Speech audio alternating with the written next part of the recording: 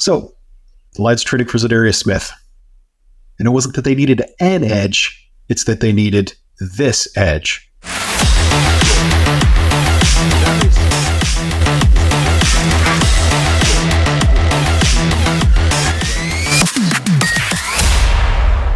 If that makes sense.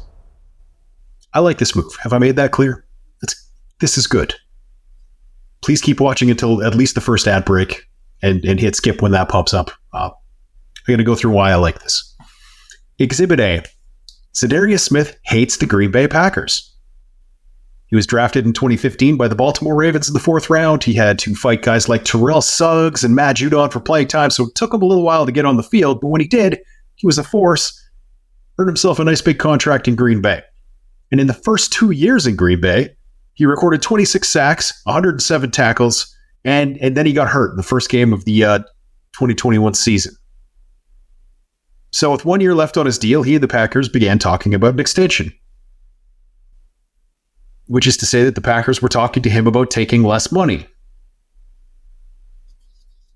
You see, he had a cap hit in 2022 coming up of $27.7 million because the Packers did something stupid with their contracts.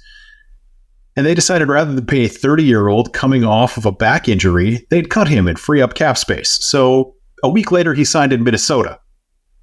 And here's what he had to say about why. I gave that my all. I put my blood, sweat, I put my effing back on the line. I put everything. And that year 3, I was treated bad. That's why I'm here now, so I could play them twice a year. So, FTP. Check. Exhibit B. Za'Darius Smith hates the Vikings. Coming off surgery, Smith put up a 10-sack season for the Vikings to start his new deal. So everyone's happy. New team, kicking butt, on to great things together, right? Well, no. Not even close. Smith had the vast majority of his sack production in the first half of that season. And then he got kind of banged up, but he played through his injuries, but he didn't play extremely well while playing through those injuries. And bad GMs tend to really overreact to that kind of thing. Like rather than, say, drafting a guy and making your older guy play a little bit less so he doesn't get banged up as badly so you can get more production out of him, have him ready for the playoffs, maybe make a run. Bad GMs cut guys who had just earned his 3rd Pro Bowl nod in 4 years and got a few votes for comeback player of the year. I mean, Geno Smith won it that year. He obviously should have won it. But getting a few votes in that process means that you came back from some adversity. You did really well. I'm more impressed by that than I am by the Pro Bowls.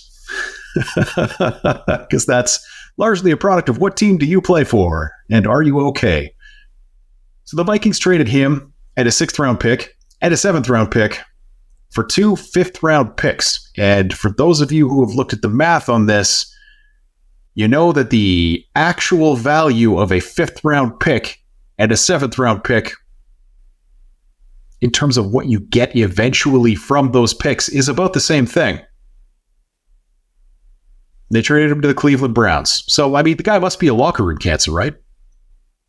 That brings me to Exhibit C. Za'Darius Smith is actually a glue guy. Rashawn Gary said Smith basically played a big brother role for him in Green Bay and is hugely responsible for him turning into the player that he's become. Here's a quote from Juan Thornhill in Cleveland, who's been in the league long enough to know what someone who's a locker room cancer looks like. It means a lot. Everyone's going to feel it if he's leaving here. It's going to hurt. He's one of the leaders on our defense, but I wish nothing but the best for him. It's going to be tough. It's going to be tough losing a guy like that. That's for the post-game interview Sunday after the Browns dropped to 2-7 with a loss to the Chargers. Oh, and another thing in this regard is the other team that was looking to sign him, that were sprinting to give him a contract after Green Bay cut him, well, it was the Baltimore Ravens, the team that drafted him. They wanted him back. They were really interested in bringing him back and had a deal basically agreed to when the Vikings came in last minute and said, hey, we'll give you an extra $12 million.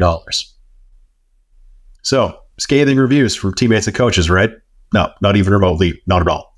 So why is he available? Well, the Browns are staring up from the bottom of a pit that they dug themselves when they moved on from Baker Mayfield 21 touchdowns, 9 interceptions, 71.1% completions with a 104 passer rating in 2024. To Deshaun Watson, 5 touchdowns, 3 interceptions, 53.3% completions, 51.1 passer rating in 2024. Guess which one of those guys has the $37 million larger cap hit in 2025 too? Brown's gonna Brown, man. Anyway, that's caused a cascade of win now moves because the Browns are stretched super thin in terms of cap. And when you make win now moves and you get to 2-7, you got a lot of cap you got to move. That's where they're at. If the Browns didn't find a trade partner, they were going to cut him next offseason anyway, regardless of performance, prior to him getting a roster bonus. And it's not a giant roster bonus, but they definitely were not going to pay that. This is a salary dump.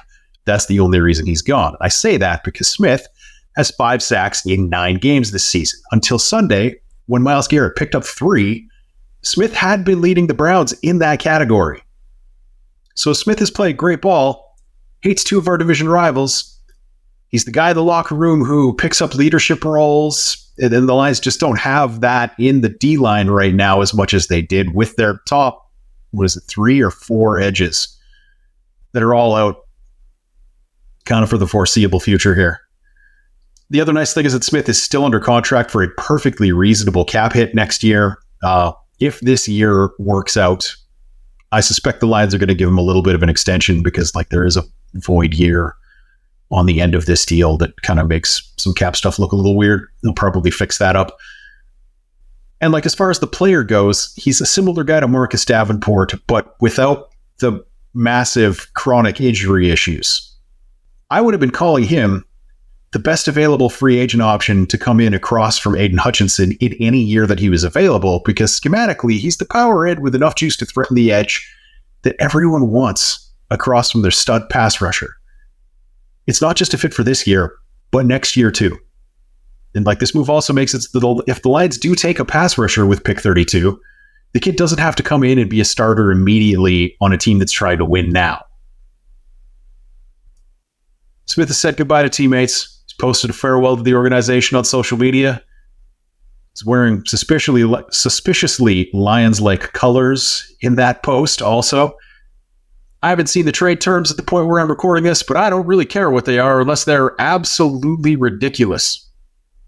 The Detroit Lions players, the 53-man roster right now, have earned this addition to the team.